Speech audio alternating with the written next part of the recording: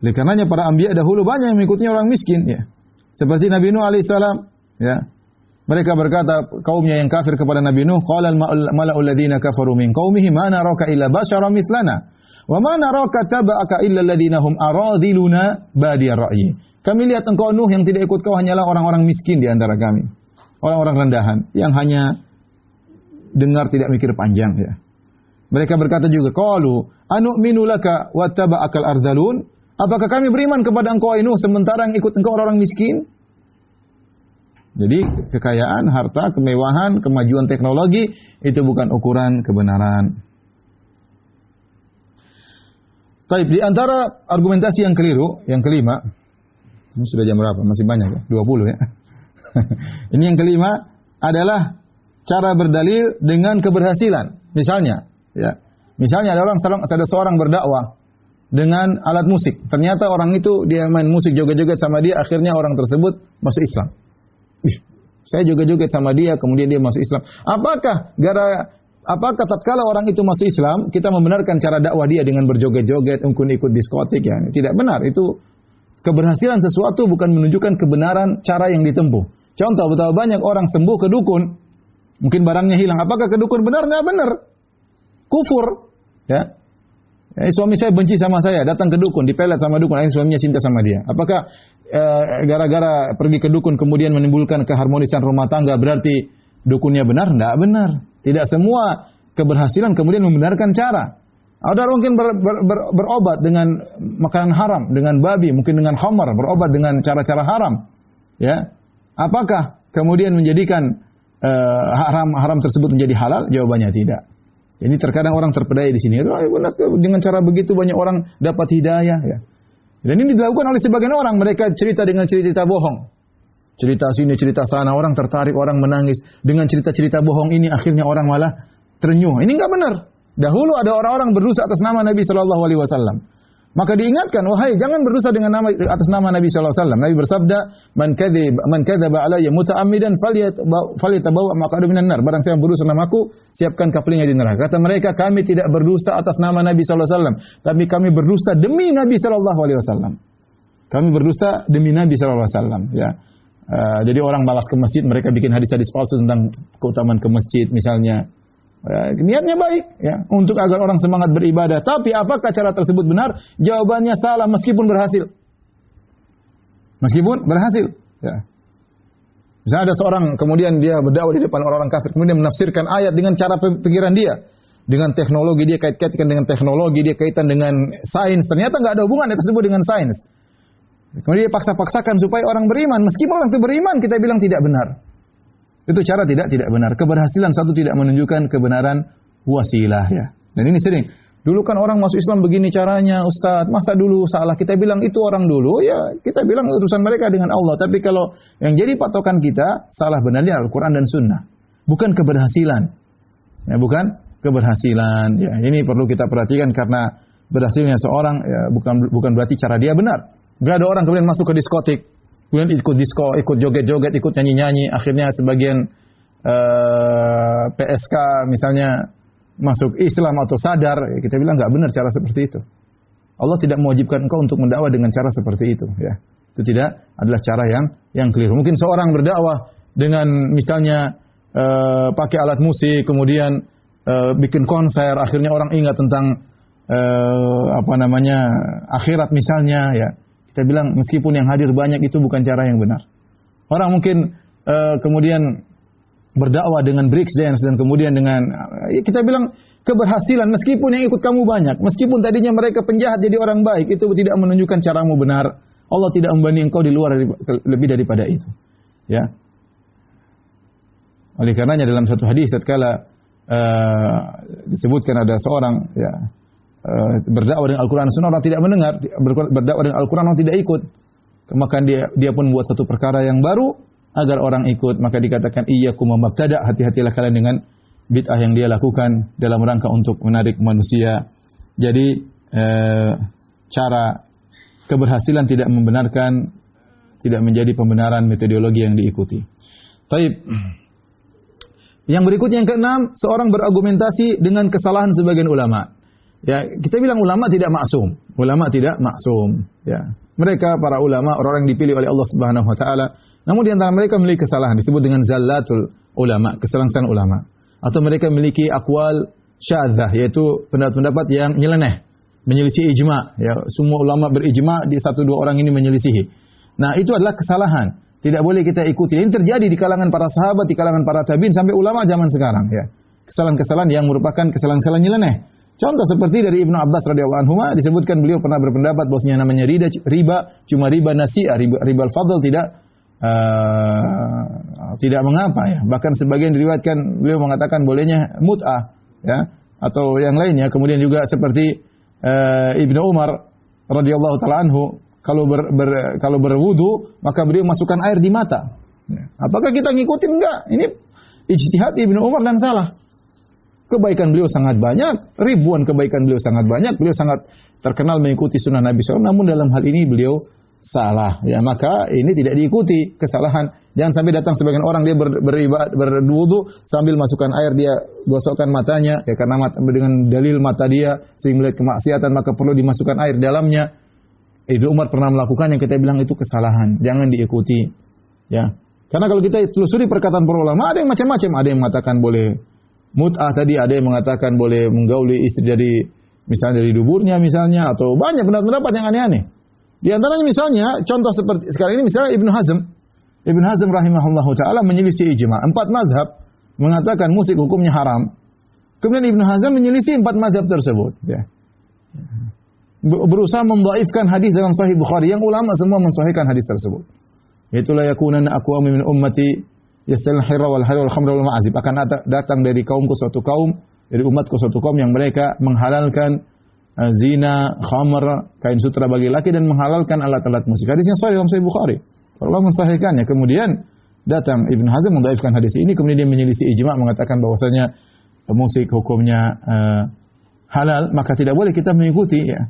Kita bedakan antara nyanyian dengan alat musik. Alat musik hukumnya haram kecuali duf, ya, itu boleh dilakukan dalam acara-acara haflah seperti Idul Fitri, Idul Adha atau walimahan misalnya, ya, atau akikahan, maka itu diperbolehkan. Karena kalau kita mengikuti pendapat kekeliruan ulama, jangan mengatakan kan ada ulama yang pernah ngomong. Loh, tidak semua perkataan ulama yang pernah kita ngomong dianggap sebagai khilaf yang mu'tabar. Ini pendapat syadz, nyeleneh. Dan ini ada di kalangan para sahabat, kalangan tabi'in ada. Sampai para ulama, ya. Ini tidak boleh kita ikuti. Sampai ulama zaman sekarang ada juga pendapatnya nyeleneh. Ya, maka tidak boleh diikuti, namanya zallatul alim, itu kesalahan ulama, tidak boleh diikuti. Yang kalau kita mendapati kesalahan ulama, maka kita memaklumi bahwasanya mereka tidak maksum dan kita mendoakan semoga mereka diampuni dan mendapatkan pahala dari ijtihad mereka, ya. Tetapi kita tidak boleh mengikuti. Kemudian di antara argumentasi yang keliru yang ketujuh, berdalil dengan akal.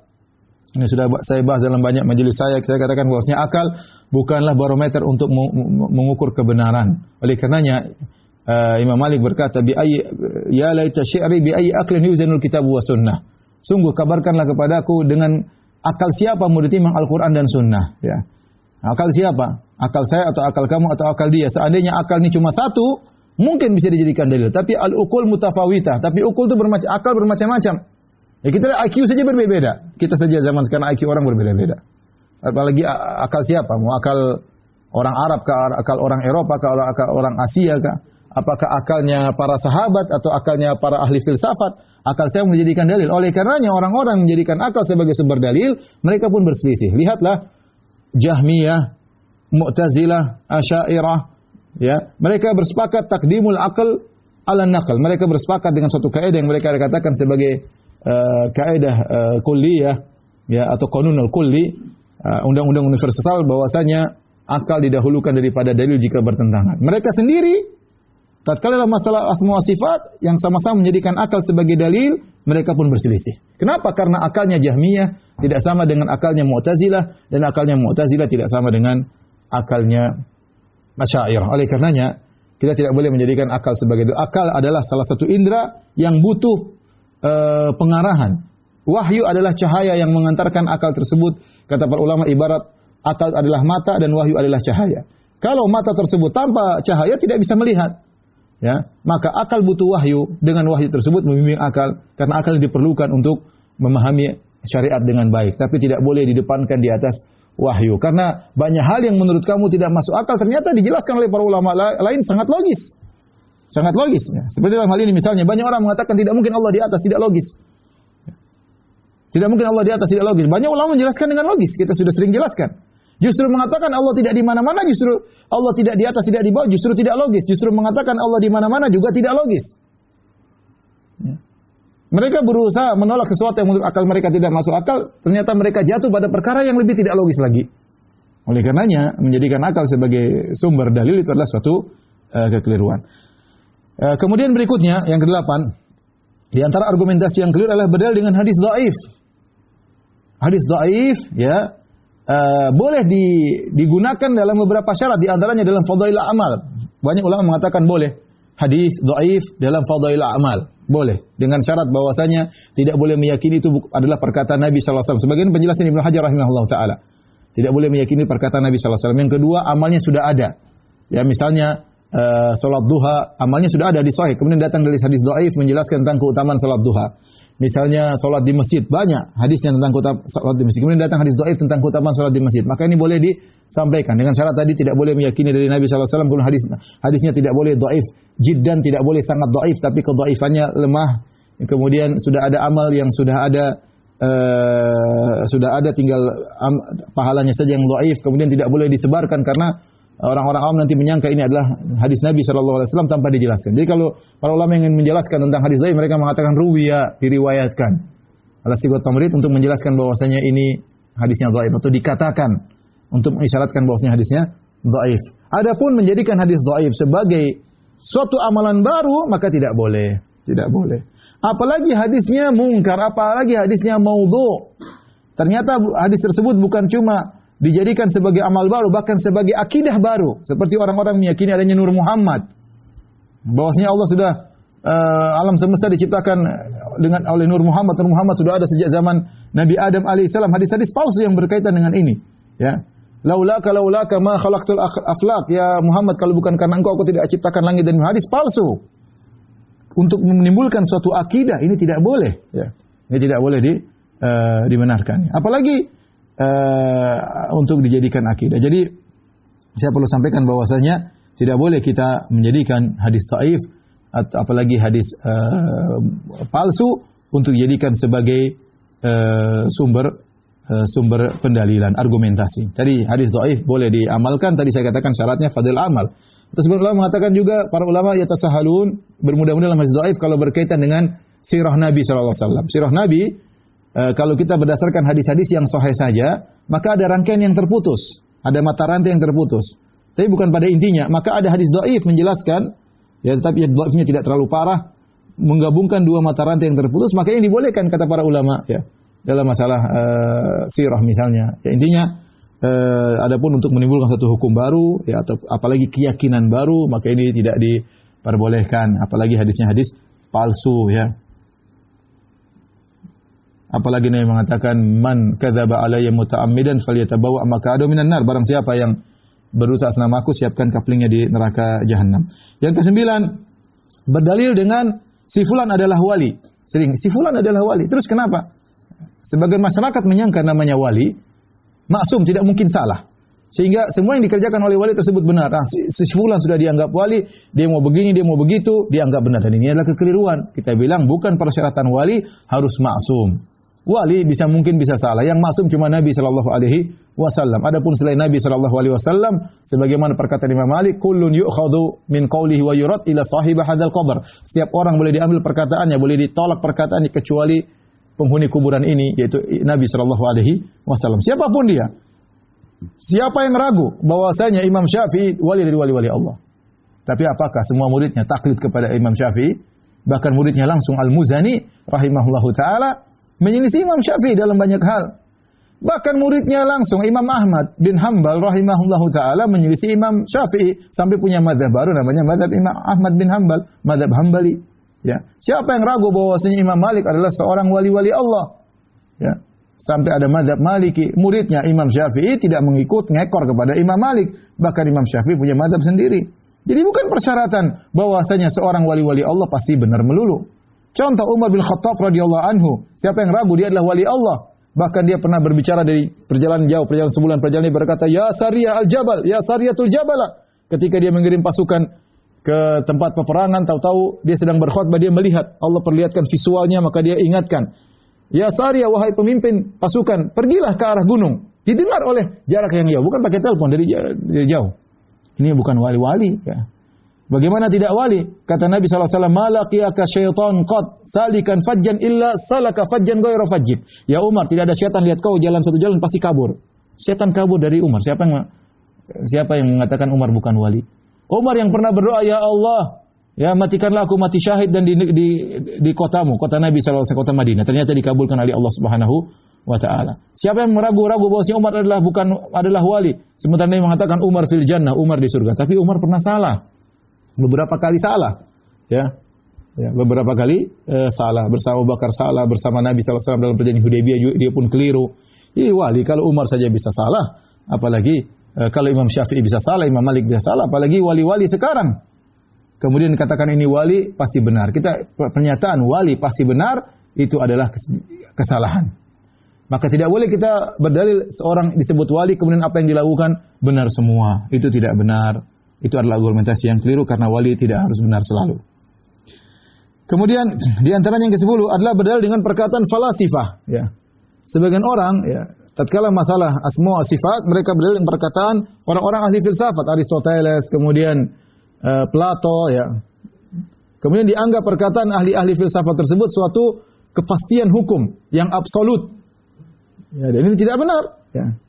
Kemudian akhirnya dalil-dalil yang datang yang menyelisih absolut yang mereka yakini tersebut harus ditakwil, harus dipalingkan, harus ditolak, ya, dengan berbagai macam metode mereka. Kita bilang yang menyatakan bahwasanya teori-teori dari ahli filsafat seperti Aristoteles maupun Plato itu adalah suatu absolut, ya, adalah suatu qat'iyat yang pasti benar, itu siapa yang mengatakan demikian?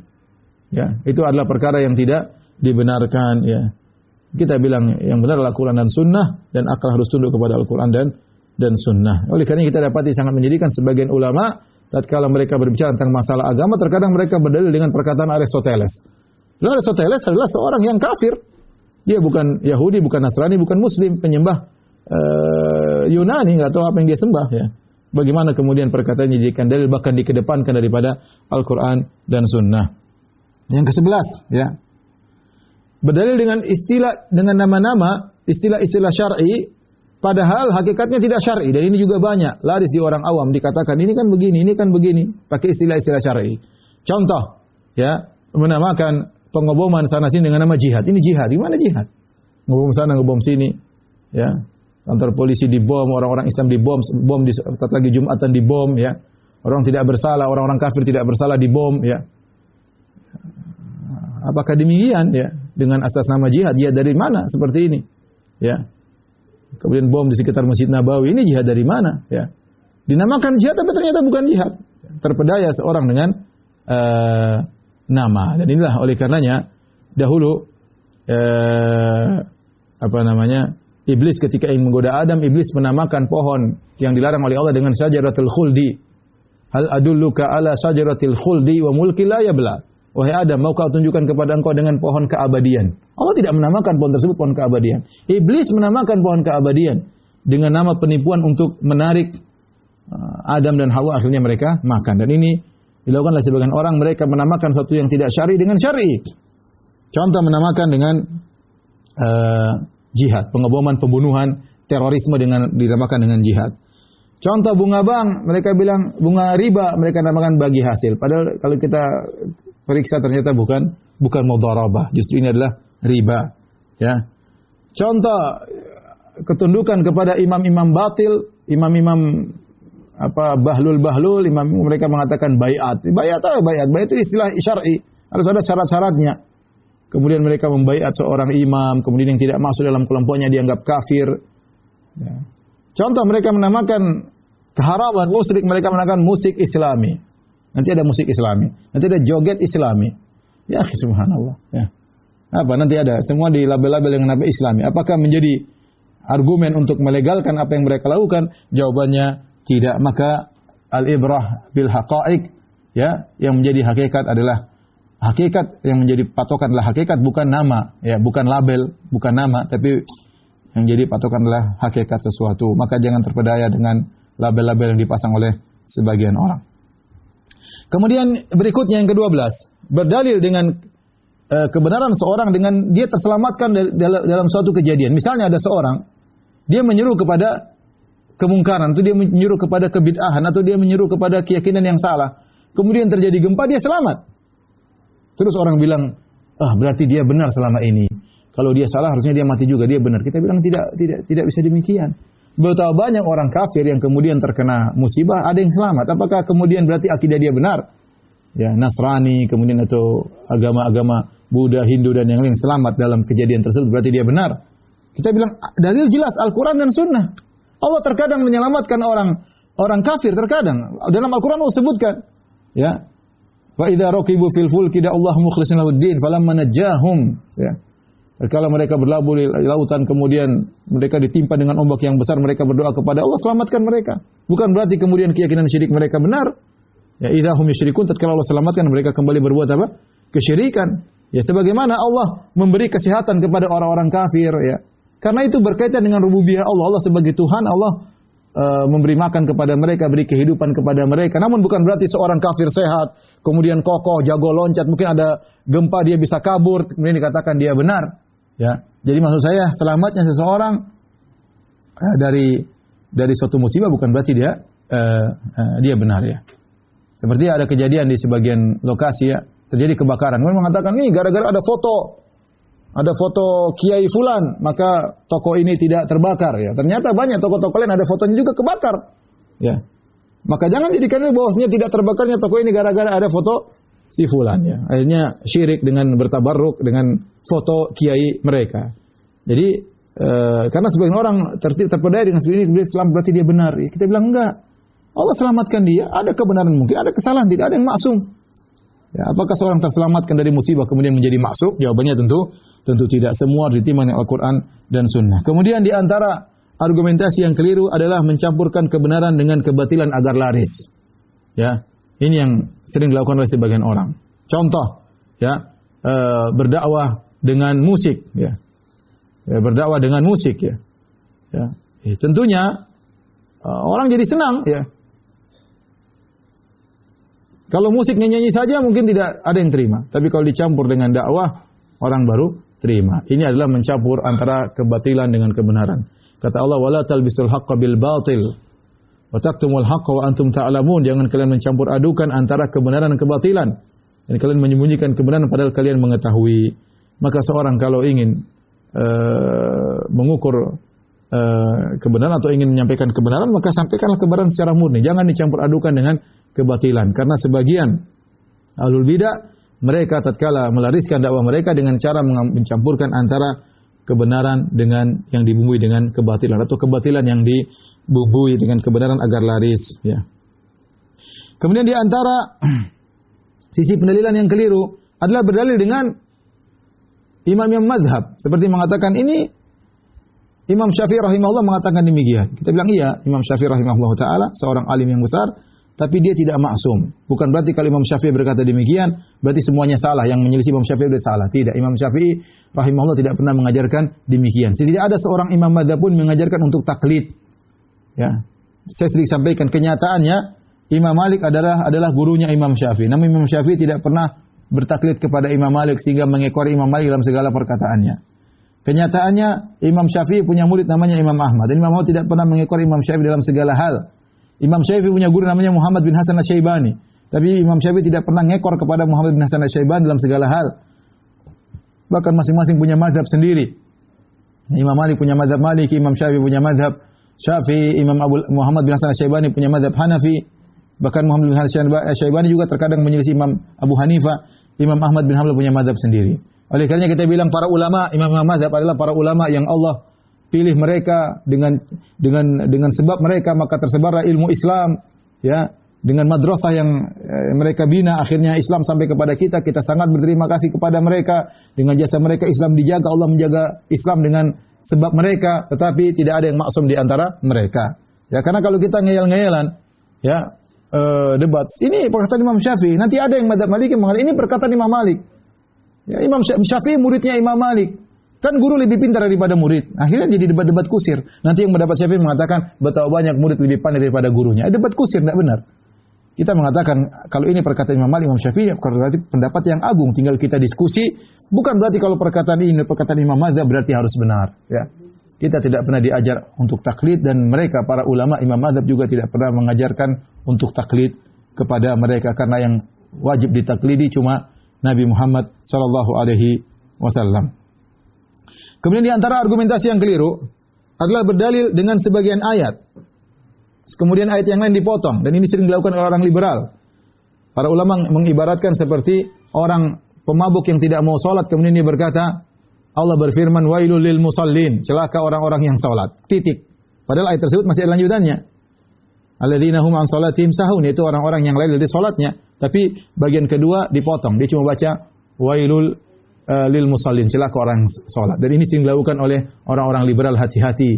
Pendalilan dengan potong-potong ayat ini sering di mereka penuhi buku-buku mereka. Saya kasih contoh sedikit saja. Contoh. Mereka ingin membenarkan perkataan orang-orang Nasara. Mereka mengatakan Allah berfirman dalam Al-Quran, ya ahlal kitabi ta'alau ila kalimatin sawa'in baina wa bainakum. Wahai ahlul kitab, kemarilah menuju satu kata yang sama antara kami dengan kalian. Titik.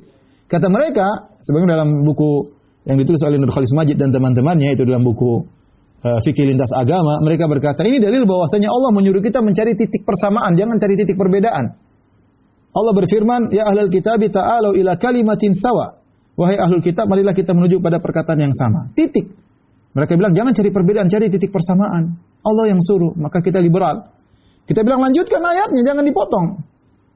Allah berfirman setelah itu, ila kalimatin sawa'an bainana wa bainakum alla na'budu illa Allah wa la nusyrika bihi syai'a wa la yattakhidha ba'duna ba'dhan arbaban min dunillah. Apa perkataan sama yang Allah suruh orang Nasrani kepada kita? Baina wa bainakum, yaitu tauhid, alla na'budu illa Allah, jangan beribadah kecuali hanya kepada Allah. Wa la nusyrika bihi syai'a, jangan berbuat syirik kepada Allah, jangan sebagian yang lain mengangkat sebagian lain sebagai sembahan-sembahan selain Allah. Lihat. Mereka potong sebagian ayat kemudian mereka hantam semua dalil dengan potongan ayat. Sama seperti tadi dalilnya orang mabuk yang tidak mau salat. Kenapa kau tidak salat? Wailul lil musallin, Allah berfirman celaka orang-orang yang salat. Loh. Lanjutannya kan ada. Yang bagaimana yang celaka? Ini kita bilang orang liberal dalilnya orang mabuk. Ya. Mereka juga berdalil dengan misalnya dalam surat Al-Kahfi. Mereka mengatakan tidak boleh kita maksa orang untuk beragama. Ya, masing-masing semuanya benar. Kata Allah, falyakfur, barang siapa yang berkehendak silakan kafir, barang siapa yang berkehendak falyu'min. Ya. Barang siapa yang berkehendak silakan kafir, barang siapa yang berkehendak silakan beriman. Titik kata mereka, ya. Wa qulil haqqu min rabbikum, faman syaa'a falyu'min wa man syaa'a falyakfur. Sungguhnya kebenaran dari Allah Subhanahu wa taala, barang siapa berkehendak silakan kafir, barang siapa berkehendak silakan kufur. Titik. Kalau gitu sudah, kita enggak usah dakwah-dakwah, sudah masing-masing, sudah benar. Allah kasih kebebasan. Dan hak asasi yang paling kuat adalah hak asasi berakidah, kata mereka. Coba kita bilang lanjutkan ayatnya, jangan dipotong.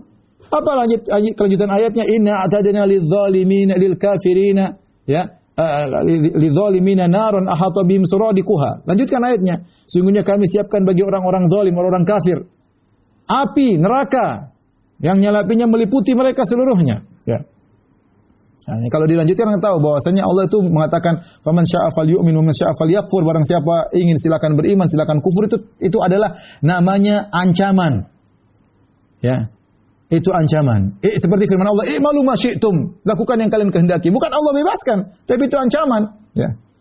Ancaman dari Allah, namanya perintah untuk tahdid, untuk ancaman. Ini uslub dalam metode tafsir. Dan ini kebiasaan orang liberal. Contoh lagi, mereka berdalil dengan misalnya Nabi Sulaiman. Kata mereka Nabi Sulaiman alaihissalam menyebarkan rahmat kepada semua, bahkan lihatlah bagaimana surat yang ditulis oleh Nabi Sulaiman kepada Ratu Bilqis, innahu min Sulaiman wa innahu bismillahirrahmanirrahim. Ini disebutkan oleh seperti tokoh mereka, saya tidak ingin sebut namanya karena masih hidup, ya. Tapi intinya disebut dalam buku mereka, ditulis Nabi Sulaiman menyebarkan rahmat, tidak suka dengan seperti teroris-teroris yang ada. Mereka duduk Islam dengan teroris, ya. Tidak ada paksa-paksaan. Lihat kata Nabi Sulaiman kepada Ratu Bilqis, innahu min Sulaiman, sungguhnya dari Sulaiman. Innahu bismillahirrahmanirrahim, sungguhnya dari dengan nama Allah yang Maha Pengasih lagi Maha Penyayang. Kita bilang lanjutkan ayatnya. Apa isi suratnya Nabi Sulaiman? Allah ta'lu alayya wa'tuni muslimin. Ternyata isi Nabi Sulaiman suratnya apa? Bismillahirrahmanirrahim. Jangan sombong kepadaku, datang Islam. Dipotong sama orang liberal. Mereka tugas itu, mereka sok mengatakan mereka ilmiah, akademisi dan yang lainnya. Ya, belajar di luar negeri, di negeri-negeri kafir, ternyata dalilnya seperti dalil orang mabuk. Ya. Baik, kemudian di antara argumentasi yang keliru yang nomor 16 adalah berdalil dengan mutasyabihat untuk menjatuhkan yang muhkam. Contoh, kita tahu dalam Al-Quran ayat muhkam banyak. Ayat muhkam bahwasanya Allah di atas banyak sekali ya. Ar-Rahman al-Arsy istawa, banyak sekali. Kemudian mereka datang dalam satu ayat, misalnya wa huwa ma'akum aina ma kuntum. Allah bersama kalian di mana kalian berada. Ini ayat ini satu mereka pegang untuk mentakwil seluruh ayat yang muhkam. Aamintum man fis sama wa huwal qahiru fawqa ibadi. Allah di atas. Kalian merasa aman dari Allah yang berada di atas. Ya. Ilais adul kalimut thayyib. Allah kata-kata yang baik naik kepada Allah. Ya. Ya arujul malaikatu waruhu ilaih. Malaikat naik kepada Allah Subhanahu wa taala. Banyak sekali Allah di atas. Kemudian mereka ngambil satu ayat mutasyabihat. Ya. Wa huwa ma'akum aina ma kuntum. Allah bersama kalian di mana kalian berada. Ini ayat mutasyabihat diambil untuk membongkar semua ayat muhkamat. Dan ini cara pendalilan yang keliru. Seharusnya yang mutasyabihat yang tidak bisa dipahami dengan baik dikembalikan kepada yang jelas. Dikembalikan kepada ayat-ayat yang jelas, ya. Allah mengatakan huwallazi anzala 'alaikal kitaba minhu ayatun muhkamatun hunna ummul kitabi wa ukhra mutasyabihat. Fa ammal ladzina fi qulubihim zaygun fayattabi'una ma tashabaha minhu ibtigha al-fitnati wa ibtigha ta'wili. Allah telah menurunkan Al-Qur'an benar, kata Allah, di antaranya ada yang ayat-ayat yang muhkam yang jelas, itulah ummul kitab, itulah induk daripada Al-Qur'an. Wa ukhra mutasyabihat, di sana ada ayat yang mutasyabihat. Allah sengaja turunkan ada ayat yang jelas, ada ayat yang kurang jelas untuk menguji manusia. Kemudian kata Allah, fa ammal ladzina fi qulubihim zaygun, adapun orang dalam hatinya penyakit, kecondongan, fayattabi'una ma tashabaha min, maka ikuti yang mutasyabihat. Seperti ini. Harusnya yang mutasyabihat kita bawa ke sekumpulan nasihat Buya Hamka tentang sholat subuh. Jika subuhnya senantiasa dipelihara, itu tanda akan selamat dari neraka. Jika subuhnya tiada dia tinggal, Allah melindunginya dari segala arah. Jika subuhnya didahului dengan sholat sunnah, pasti seluruh dunia beserta isinya dia dapat. Jika subuhnya bergelap-gelap menuju musola, di kegelapan akhirat ia dapatkan cahaya. Jika subuhnya hingga awal zuha, isyraq, berwirid pula, mendapat pahala umrah dan haji sempurna. Namun, jika subuhnya tiada dijaga, maka pada wajahnya tiada cahaya. Jika subuhnya sengaja terlupa, tanda imannya tiada bernyawa. Jika subuhnya terasa berat, tanda munafik sudah mendekat. Jika subuh tiada peduli, tanda iman menghampiri mati. Jika subuhnya tiada berjamaah, tanda hidupnya akan hilang barokah. Jika subuhnya tiada ke masjid, tanda imannya ada penyakit. Jika subuhnya selalu terlewat, tanda imannya semakin cacat. Jika subuhnya di akhir waktu, tanda imannya semakin kelabu. Jika subuhnya hari sudah siang, tanda rezekinya sudah hilang. Jika di waktu subuh masih mendengkur, tanda setan memeluknya dalam tidur. Semoga kita bukan termasuk yang malas bangun subuh dan selalu berusaha mengharap ridha Allah Subhanahu wa ta'ala. Amin.